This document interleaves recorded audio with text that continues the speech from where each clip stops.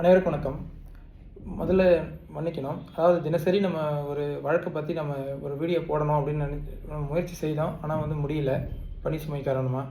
So இப்போ ஒரு வழக்கை நம்ம பற்றி நம்ம பார்ப்போம்.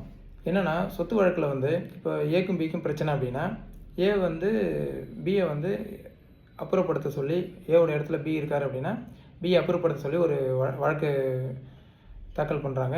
அந்த வழக்கில் ஏக்கு ஃபேவராக ஆர்டர் வருது. அதுக்கப்புறம் அந்த ஆர்டரை நிறைவேற்ற சொல்லி அதுக்கு ஒரு மனு போடுறாரு, பியை அந்த இடத்துல அப்புறப்படுத்துறதுக்கு. அந்த நேரத்தில் என்ன ஆகுதுன்னா, பி சி உள்ளே கூப்பிட்டு வர்றாரு. இப்போ பி ஒரு பிஸ்னஸ் பண்ணிகிட்டு இருக்காருன்னு வச்சுக்கோங்களேன். ஸோ இப்போ அந்த இடத்துல சியை சி கிட்ட கொடுக்குற மாதிரி, சி பிஸ்னஸ் பண்ணுற மாதிரி. அப்போ என்ன ஆகுதுன்னா, ஏ பிக்கு எதிராக தான் ஆர்டர் வாங்கியிருக்காரு, சிக்கு எதிராக ஆர்டர் வாங்கலை.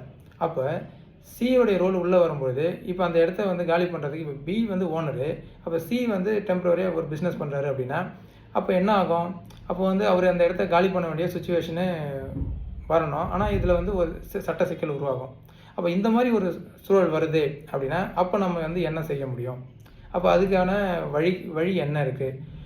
இது மாதிரியான ஒரு சிக்கல், இது மாதிரி ஒரு சூழல் யாருக்காவது இருக்கும். ஏன்னா ஒரு வழக்குலையும் சொத்து வழக்கை பொறுத்த வரைக்கும் அப்புறப்படுத்தணும்னா அது அவ்வளோ எளிது கிடையாது. ஏன்னா அடாவடியாக பிடிவாதமாக அதை காலி பண்ண முடியாமல் இருக்கிறதுக்கு பல முயற்சிகளை அவர்கள் எடுப்பாங்க. அப்போ நம்ம என்னென்னா, அதுக்கான வழிமுறைகளை சரியாக நம்ம முறைப்படி செய்தால் ஒழிய நமக்கு ஃபேவராக நமக்கு ஆர்டர் வர முடியாது.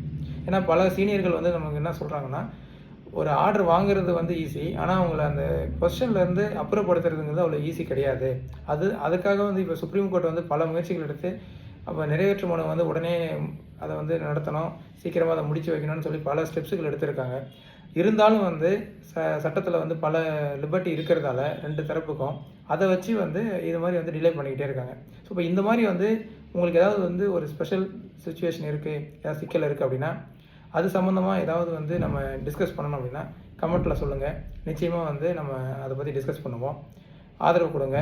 மென்மேலும் உங்களுடைய கருத்துக்களை சொல்லுங்கள். சப்ஸ்கிரைப் பண்ணுங்கள். நன்றி, வணக்கம்.